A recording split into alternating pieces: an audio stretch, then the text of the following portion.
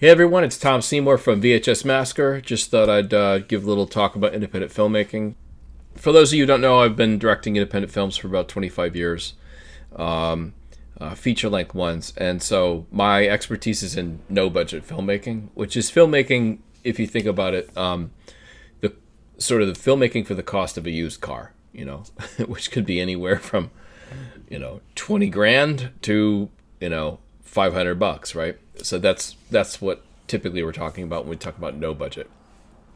Low budget can be anything. It's kind of sad. Low budget could be like under $1 million, you know.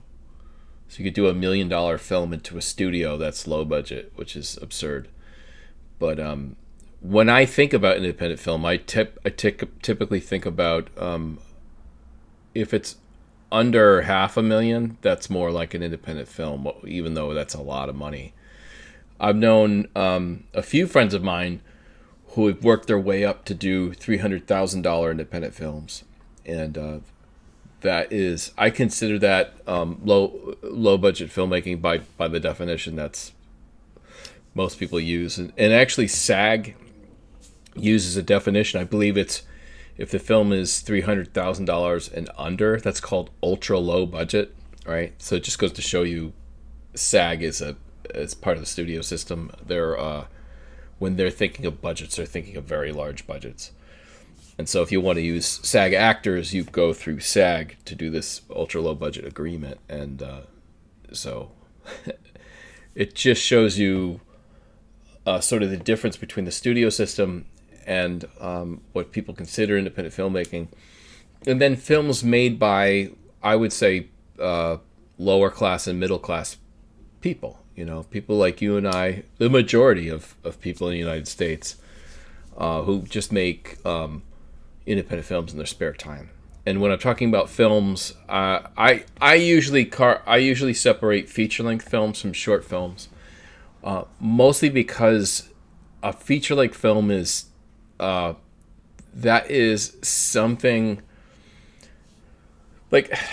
The sort of sad truth about short films is it's a good, as one of my friends, Chris Ferry, called a short film is sort of like a calling card. You do a great short film, maybe you put it in the film festivals, maybe someone pays attention, but it's really hard to do anything with in regard to sales.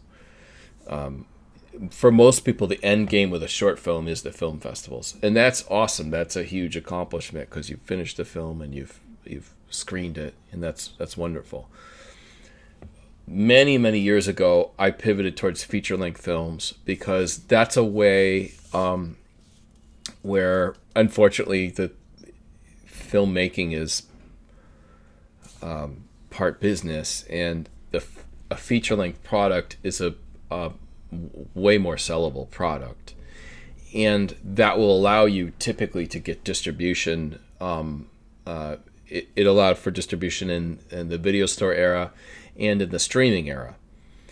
And if you want to make a short film and publish it online, there are definitely places to do that. Some pretty cool places. The obvious ones are, I think Seed and Spark did short films for a while, but you could do, Vimeo and Indiegogo.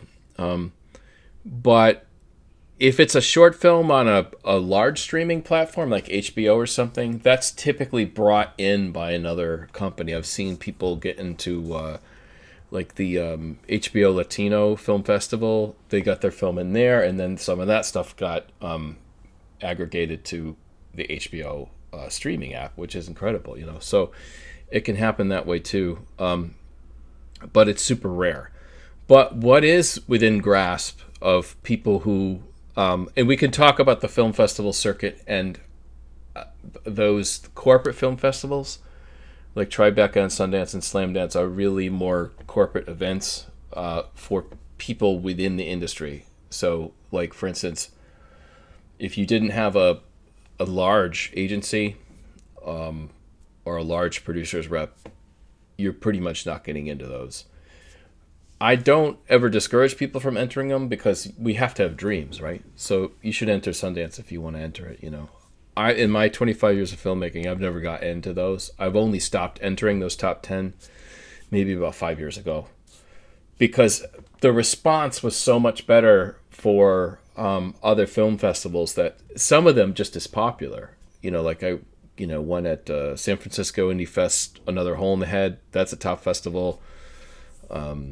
Chicago Horror, Vancouver Horror Show, World Fest Houston, all sorts of stuff. So all that to say, I know we're concentrating on film festivals now, but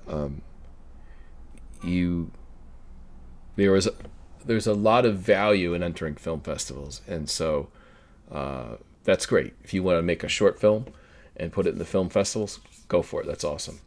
And I'll show you a little bit more about Film Freeway later, if So, actually, I could show you that now. Why not? So, Film Freeway. This is a documentary that I just finished. It's a feature-length documentary. For documentary features tend to be shorter. So anything over an hour or 7 or 80 minutes is fine. Narrative, it's really much better if you're maybe over the 75-minute mark. It doesn't have to be 90 minutes. That's very old-fashioned thinking.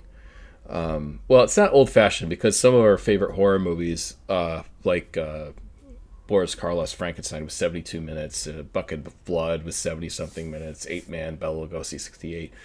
So feature-length films have been, it's anything over an hour. But people are obsessed with the over the 90-minute mark, I think because of modern theatrical. They're kind of obsessed with that. But the streaming era has kind of helped to change that too. So anyway, if you were going to make a feature-length film, like if you made a 75-minute horror film, great. Or what I suggest too is if you're writing a screenplay, write like a 75 or 85 page script, and then just know in your head you can have 5 minutes of credits. So you could have 75-minute movie plus 5 minutes of credits. It's an hour and 20. Beautiful. No one's going to care. No distributor is going to care about putting out an 80-minute movie. I mean, they're not going to discriminate against the 80-minute movie versus a 90. It doesn't work that way anymore. So if you look at American Expendables, I entered 25 film festivals because a few are not on Film Freeway. But it's like, look, 21 undecided, 1 selected, 1 award. And Film Freeway lets you put up a press kit. So this is the press kit for the documentary. That's the trailer. So I'm just going to mute it. And so if you can enter 20 film festivals, that's great. I know people don't have extra money right now, but keep in mind, probably about 4 or 5 of those festivals that I entered were free. So you can find free festivals. And one of the most awesome things that has happened is that one festival we entered called Weekend of Fear was free, and we got in. And so we're going to be screening a Weekend of Fear in Germany. That's the German premiere. Technically, I think that's the world premiere, unless the sci-fi and horror one plays that. But Tim Cooley won Best Score. Anyway, this is a documentary about the B-list of action stars, still very important figures in the direct-to-video market, and it examines kind of the fervor of the martial arts craze that was happening back then. So Cynthia Rothrock, Billy Blanks, Bolo Young, and then the movie itself has interviews with Lloyd Kaufman, Debbie Rochon, Cynthia Rothrock, and Tim Cooley, and myself, and James Richardson. Anyway, so whether you have a short film or a feature-length film, I recommend Film Freeway. Enter as many free festivals that make sense for your film as possible. And then, you may have to spend a little money on festivals, but if you're very careful, I think Tim and I, who was producer on this, I think we only spent $600 and we got into about 25 festivals. So you do not have to spend $60 or $70 on Sundance. You can find a bunch of $10, $15 genre festivals, and a lot of times those festivals will give you more attention, and you might get in, Anyway, so that's my rant on film festivals. But in general, so my feelings on filmmaking is, if you're going to spend the time, maybe you have a plan for a film in your head and you're going to spend the time and you're going to make it, and you're thinking of making like a 20-minute film, I would say push yourself, dig deep, get together a few friends, try to put in a few grand a piece, and take a week off from work. I have this series on YouTube called the $500 Feature. If you're making a narrative horror film, you can do it for about $6,000. You can do it for $5,000. The one I made was for $6,000, but we hired a few known people to be in it. So I recommend it's an 11-day shoot.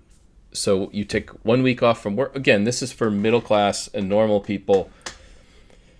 If you really believe in this, you have a dream, try to take a week off from work, Monday through Friday, right? So what you do is you plan, you shoot the weekend before, Friday, Saturday, shoot that Monday through Friday, and then shoot the weekend on the end. That's 9 days. You're going to be a mess. You're going to be tired. So you're going to wait like 3 weeks, maybe in the next month, plan a weekend shoot for makeups. And also you'll be able to look at all the footage and see what you need to fix up and reshoot or shoot extra. So you can definitely do that. And so what I wanted to talk today about is there's a few things going on. I direct films. I have one film is coming out in June through MVD. This is being distributed through MVD, which I recommend for distribution. That's a whole other talk about film distribution. But when you put your films through the festivals, at the end of it, you might need a distributor if you want to get on the big streaming platforms. Like this film, MVD does a good job. I'm not going to be on Netflix and Disney Plus, but I'll be on Prime and Tubi, and I'll be on Plex, and I'll be on Apple TV, and I'll be on a few others. So that's the value of a distributor. They're gonna push you to other venues. You're not gonna make a fortune. You'd be lucky to break even, but they can get you on these platforms, and that's a brass ring in itself, right? So okay, so some of the people, I think, some distribution companies out there that are doing interesting things. SRS, run by Ron Bonk. They have an Indiegogo going, Night of the Strangers, Airbnb, Small Town Terror. This one I thought was interesting. I've been doing a little social media marketing, and I put in a few bucks to this. So I'm like, I think this is a pretty cool project. And SRS is a company that's doing a lot of interesting and funny exploitation films. And they're still in there sort of cranking out films and fighting the good fight. And so if you're tired of all the Hollywood stuff that's coming out, or the lack of stuff coming out, then you might just have to adapt how you think about watching films. It's true, some people just won't watch a $10,000 film. They're just, if they start watching and it feels low budget, maybe they'll turn it off. But I'm saying try to think of it in a different way. You're watching a film made by real people, like people like you that maybe, live in the same type of neighborhood and have the same hobbies, but they're actually making a project. I found that far more fascinating. It's almost like folk art or something. We should be valuing it more than we do. Okay, so another filmmaker, Sean C. Phillips, he was in two of my projects. He was in Monster Kill, and he was in VHS Massacre 2. And he's a filmmaker. He's been acting in films for a long time. But recently he has gone into producing and directing in a very how do I say it, hardcore way, because of the amount of stuff he's putting together and producing and the amount of time he's doing it. So hats off to Sean for he's got a great, he runs these great campaigns for fundraising, and he gets really cool people in him, and so I've been sort of doing a little web marketing for him, and putting a little money here and there into some of his projects, and some of the, I mean, just look at some of the interesting names here. Amityville Webcam, Staycation, Creepypasta, Deathnet, Amityville Bigfoot, Axe to Grind, Demonoids from Hell, Woods Witch is one I'm a producer on. And so, and if you look at upcoming, 33 upcoming, Desert Fiends and Farmhouse Murders, Hellcatchers, Corpse Grinder. So a lot of these have really like fun actors in them, I grew up loving Eric Roberts movies, like his Best of the Best series and all that stuff. So he'll have like actors like that. And then he hires a lot of what looks to be, I think he's got maybe a relative of Richard Linklater in one of his films and things like that. So he's got, I think he's, Los Angeles based, so he's getting some very cool talent who are just kind of down to have some fun and act in some indie films, I think probably one of Tom Sizemore, who I was a big fan of, one of his last films, so I think was one of Sean Phillips' last films, and so on. But so this is, I'm showing you this to let you know that there are a lot of independent filmmakers out there making features, and you can do it too. And they're not spending a fortune on these movies. You just, I will say, as someone who made one of my first feature-length 16 millimeter films was a drama, and it had no stars in it, and it actually got bashed in the New York Times. And at that time, there was really no way to fight back against that through social media. Independent press liked it, but it wasn't enough. All this to say, if you like genre films and you want to sort of start out as a filmmaker, consider doing like a genre film. So like sci-fi or horror, or if you're doing documentary, like special interest doc, because there's a tighter community. There's conventions you can go and sell your movie to. Like if all else fails, you can do the convention circuit. You can do the film festivals. If that doesn't pay out, if you can't find a distributor, you could do a run of your own DVDs or Blu-rays or VHS and get a table at a convention, meet all these people, and then try again. That's what happened with me. First thing we did was this feature length. It was an hour and 20-minute movie, Thrill Kill Jack, and we were teenagers, I think maybe just turning 20 by the time it finished, and no one wanted it, so we did the Fangoria convention, tried to sell some. We didn't sell a ton, but we actually met at that first convention. I think it was Lloyd Kaufman, Debbie Rashawn, Clint Howard, and John Russo, all of which would influence me in some way or another, and most of those, everyone except John Russo I've worked with, but Russo's book, Making Movies, is very important. So the point is, like, the only way to progress in this is to keep doing work and keep trying to get it out there. So, like, for instance, Thrill Kill Jack was like, you could say it was like a failure because it didn't get really distributed and nothing really happened with it. But at the same time, the effort made us meet a bunch of people and learn a lot. So when we did the next film, which was also a failure, but screened in New York at the Pioneer Theater and got destroyed by the New York Times, we learned a ton. That's why I learned a lot of this stuff about making genre films.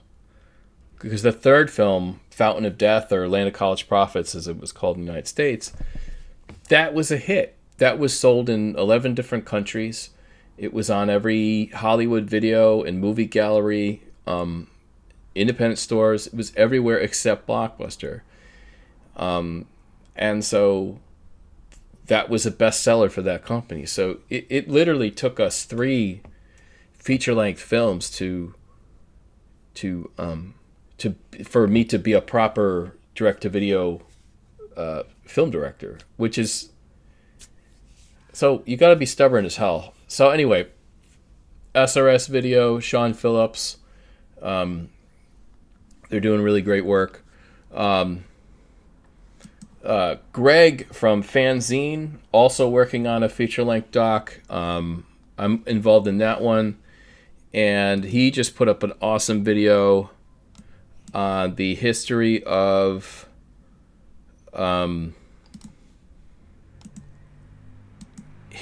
horror hosts. And Greg is another YouTuber and filmmaker who is doing super well. His YouTube channel is blowing up, and he keeps getting on. He's involved with a lot of the YouTube crowd, and I think it's a documentary called "The Importance of Independent Filmmaking." He's got that coming up. He's got such a cool channel here.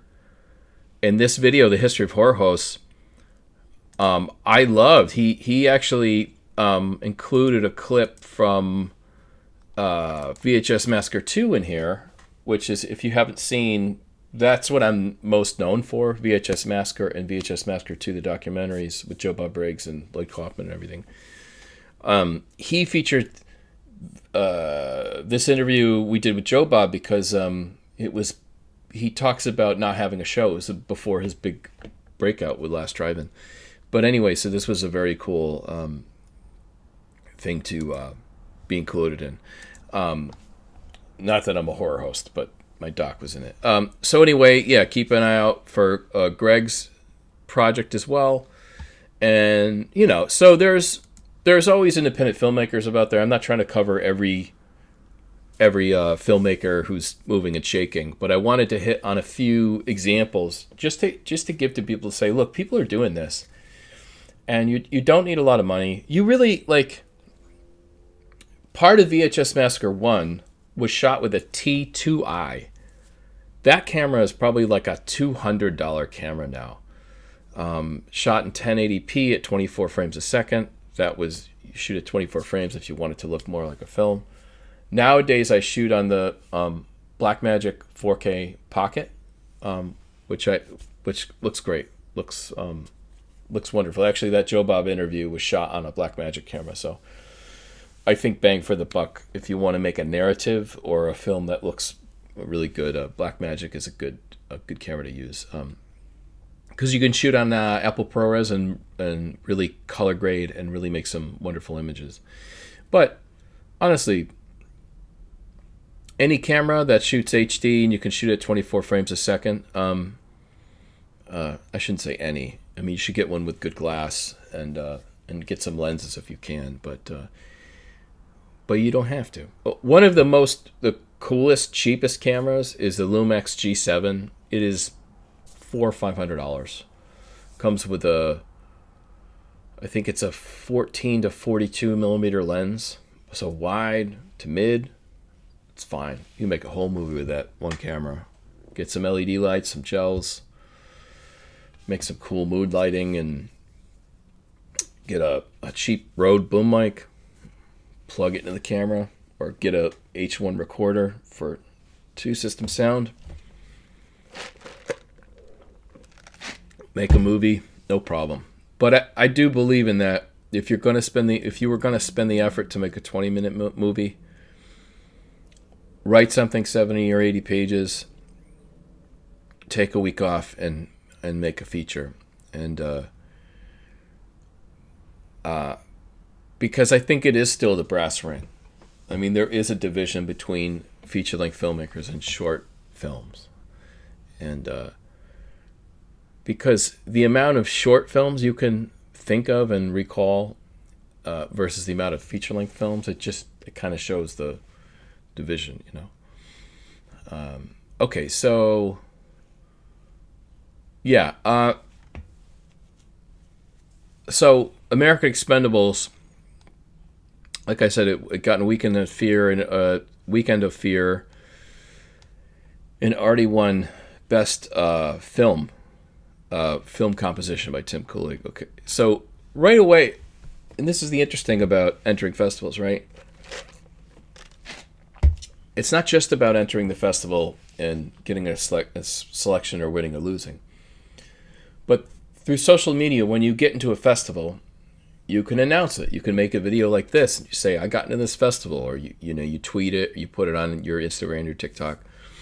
And so the festival selections become a way to then promote yourself. And at the end of the day, you are going to have to promote yourself. There's nothing more noble about hiring a PR person. I mean, there's nothing wrong with that. That's awesome. But I'm saying, like, some people are like, I don't want to brag about myself. I don't want to talk about myself, or if you feel like you're doing your own PR, pushing your own film. It's like, yeah, that's what you have to do, unless you can hire a publicist. So, and a lot of those publicists get, that's why a lot of the reality film stars and a lot of people who you're like, why is this person famous? It's because they're rich and they hire a publicist, and the publicist gets them on all these tabloid shows and all that stuff. So it doesn't happen by accident. They pay for it, right? So you and I are going to have to just, market ourselves. And so that brings me to this part about social media. So I finally cracked I think it's about 24,000 followers across my social media. If I include my personal, like Facebook, if I don't, it's over 20,000 now. So this would be Instagram, TikTok, Twitter, YouTube, Threads, and then the Facebook VHS Massacre page. I might be forgetting one or two. So I don't have an overwhelming presence on any particular platform. Like on Instagram, I'm about 5,000. On TikTok, I actually just broke 4,000 followers, right? But what's great about that is that if you keep pushing your posting and doing all the stuff across all your platforms, and you can do one piece of content and then divide that up amongst all your platforms, right? So this podcast now is going to be put on all those different formats. But the great thing about it is that it does add up. So don't get me wrong. Like, would it be better if I had 20,000 YouTube followers? Yeah, that would be, I would prefer that. But I do have about 20,000 followers across all the platforms. And so, but you might be saying, what's the difference? There might be not much of a difference. So I would say optimize that. I'm not a social media guru by any stretch of the imagination. One of the things I think is funny, my wife makes fun of me because on Instagram, for example, I will follow a ton of people to get followers, right? So I follow twice as many people as I have followers. So I have like 7,000 people I follow, and I have like 5,000 followers. But for me, a follower is a follower. If they're engaged, then I don't really mind. So that's how I've been able to do it. I think all of my social media is like that. My Twitter is like, it's just under 4,000 on Twitter, and I think I follow 7,000. But some people don't do that, and I know on sites like Social Blade, like I think you won't rank as high because it's like, look at your ratio. Some people like to follow almost no one and then have a ton of followers, and that's amazing if you could do that. But for me, it was just about getting the word out. So, and this is something Lloyd Kaufman taught me many years ago, is brand building. And it really didn't happen until I made the VHS Massacre documentaries, and those actually were liked. Like, I actually made a film someone liked, and they got around. They got quite a bit of attention. Shudder's Mid-May Massacre, New York Times, playing on Peacock, NBC Universal's format, Mubi, all these other places. So the two together are very popular. I would say probably among the most popular VHS documentaries. Rewind This maybe edges that out, but it's pretty close. But from what I really, it took, so I'm like in my 40s now, so it took me that long to make something that was people know, people like, and people still watch, right? It has legs. So that's why I made the second one, because I had more to say as well. I didn't just make it for that. There was more of a story to be told. But those films, I came to realize, well, I can build a sort of brand around that. And the brand is sort of physical media, horror, but that includes like everything from movies to video games and stuff like that. So I realized that I could make kind of a brand. So sort of podcast, but then we put out movies. And that is a combination that other people have done successfully. I always think of Angry Video Game Nerd, James Rolfe, who was actually in VHS Massacre 2. He on social media, he's like a legend, right? But he also directed a feature-length film and put it out. And I think to some degree that was successful. And he talks about working on a second one. So, and this is more common now. And it's sort of Darwinism, right? You have to adapt, right? So to try to be a